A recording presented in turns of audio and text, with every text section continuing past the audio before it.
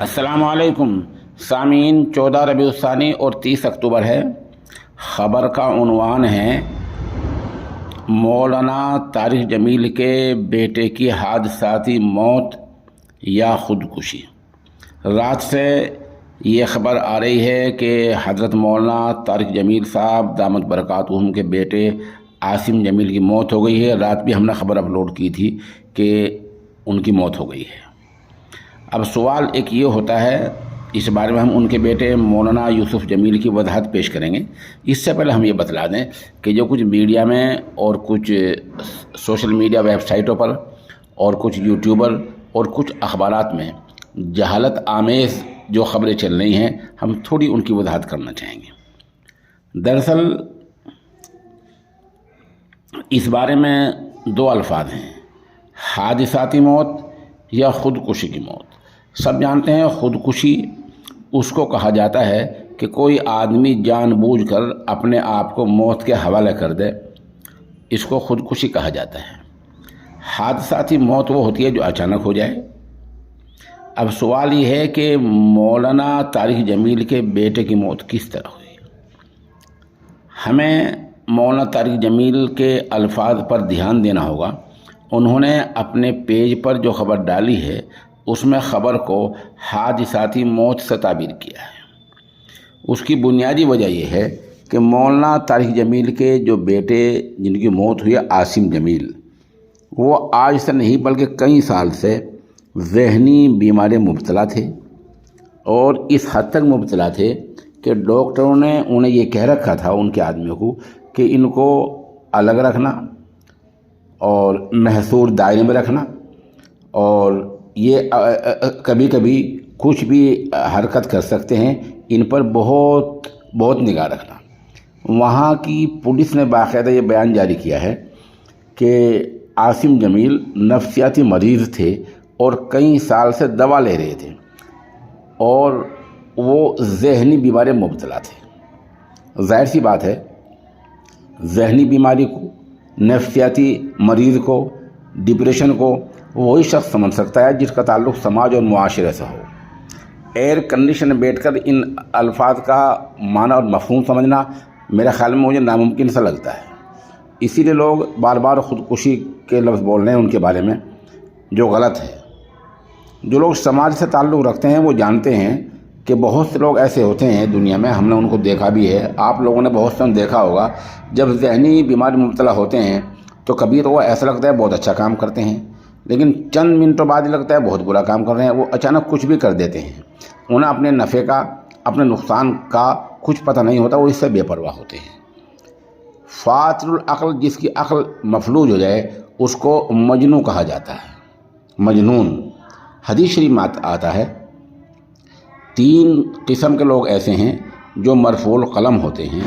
उनसे मरफूल कलम का मतलब ये है कि उनको उस काम का गुनाह नहीं होता। वो कौन कौन है? एक वो जो आदमी सो रहा हो, सोता सोता कोई गलत बात ज़ुबान से कह दे, कोई ऐसा कुछ हो जाए, उठ के एकदम कहीं चल दे, कुछ गलत हो जाए, वो मरफूल कलम होता है, वो गुनहगार नहीं होगा। बच्चा कम अक़ली में कोई काम कर दे, वो भी गुनहगार नहीं होगा। इस तरह से जो मजनून है, फातिरुल अक़ल है, जिसकी अक़ल काम करना बंद कर देती है, वो मरफूल कलम होता है, कोई काम कर दे वो भी गुनहगार नहीं होता। यही वो तीसरा जुमला है हदीस शरीफ का, मरफूल कलम। इसी से हमने गफलत बरती है और हम इस जुमले को बिल्कुल भूल गए हैं। रहा ये कि एहतमाल ख़ुदकुशी का भी है, तो इस बारे में अर्ज़ ये है कि हमें इब्तिदाई मरहले में हुस्न ज़न की तालीम दी गई है, हम अच्छा गुमान रखें। इसलिए जो डॉक्टर कह रहे हैं, जो वहाँ की पुलिस कह रही है, उसके मुताबिक हम उन्हें ज़हनी मरीज़ मानते हैं, नफ्सियाती मरीज़ मानते हैं। ऐसी हालत में वो अपने घर पर तैनात सिक्योरिटी गार्ड से हथियार मांगते हैं और सिक्योरिटी गार्ड से हथियार लेकर वो उस हथियार को अपनी छाती की तरफ करते हैं, सीने की तरफ करते हैं, और फिर जो है सिक्योरिटी गार्ड उनको मना भी करता है कि ऐसा ना करो, अचानक गोली चला देते हैं। तो क्या ये वही ख़ुदकुशी है जिसको इस्लाम में हराम करार दिया गया और जिसके बाद आदमी जहन्नम में हमेशा के लिए चला जाता है? नहीं, ये कम अक़ली में और फातिरुल अक़ली की बुनियाद पर और मजनून की हालत में काम किया गया है। ऐसा आदमी हदीस शरीफ की रूह से मरफूल कलम होता है। اب یہ ہمیں دیکھنا ہے کہ ہم حدیثوں پر عمل کرتے ہیں یا بلا وجہ کے اپنی عقل کے گھوڑے دلا کر بار بار اس کو خودکشی سے تعبیر کرتے ہیں۔ المیہ یہ ہے کہ جن لوگوں نے اب تک خودکشی سے اس کو رات بھر تعبیر کیا ہے، ان کے سامنے مولانا یوسف جمیل یعنی مولانا طارق جمیل کے بیٹے کا بیان بھی آ چکا ہے، لیکن ابھی تک وہ بیانات اپنے نہیں ہٹائے ہیں۔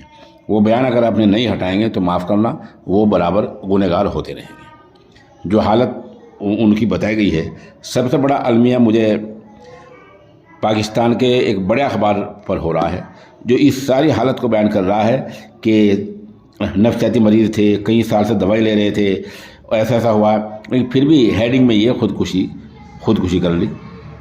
یہ نہیں ہونا چاہیے، اور خودکشی نہیں ہے، جیسا حضرت مولانا طارق جمیل صاحب نے فرمایا، یہ حادثاتی موت ہے، اور ایسا آدمی، جیسے میں نے پہلے عرض کیا، حدیث شریف کی روشنی میں مرفوع القلم ہوتا ہے، یعنی وہ گنہگار نہیں ہوتا ہے۔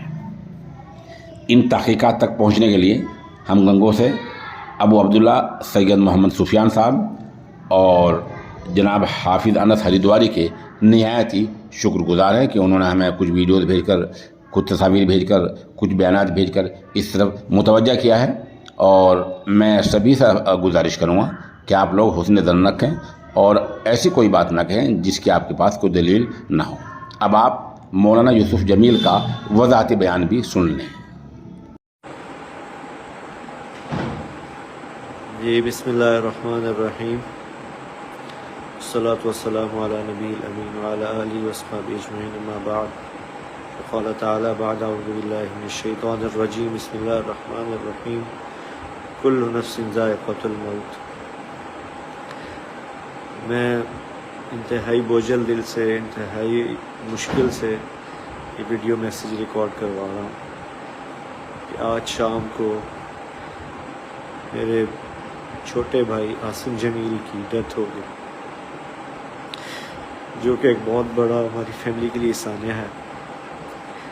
لیکن اس تکلیف کی حالت میں بھی مجھے میڈیا پہ اس لیے حاضر ہونا پڑا کہ بہت سی نگیٹو خبریں، مختلف خبریں، غلط خبریں میڈیا پر چلائی جا رہی ہیں۔ میں ان کی وضاحت کے لیے حاضر ہوا ہوں کہ میرے بھائی عاصم جمیل بچپن سے شدید ڈپریشن کے مریض تھے، اور پچھلے 6 ماہ سے ان کو جو ان کی بیماری کی شدت کی وجہ سے الیکٹرک شاک لگائے جا رہے تھے تاکہ ان کی ڈپریشن کو، ان کی بیماری کو کنٹرول کیا جا سکے، لیکن اس کے باوجود بھی ان کو افاقہ نہ ہوا۔ اور آج کے روز وہ اتفاقاً گھر میں اکیلے تھے، اور انہوں نے اپنی تکلیف اور اذیت کی وجہ سے باہر سیکیورٹی پہ تعینات جو گارڈ تھا اس سے بندوق لی، اور اس سے اپنے آپ کو انہوں نے شوٹ کر دیا۔ انا للہ و انا الیہ راجعون۔ اس کے علاوہ جتنی بھی بات کی جا رہی ہے، کوئی دشمنی تھی، کسی نے حملہ کیا، ایسی کوئی بات نہیں ہے۔ یہ اللہ کی تقدیر تھی، اور ہم اللہ کے اس فیصلے پر راضی ہیں۔ آپ سب سے دعاؤں کی درخواست ہے۔ السلام علیکم ورحمۃ اللہ۔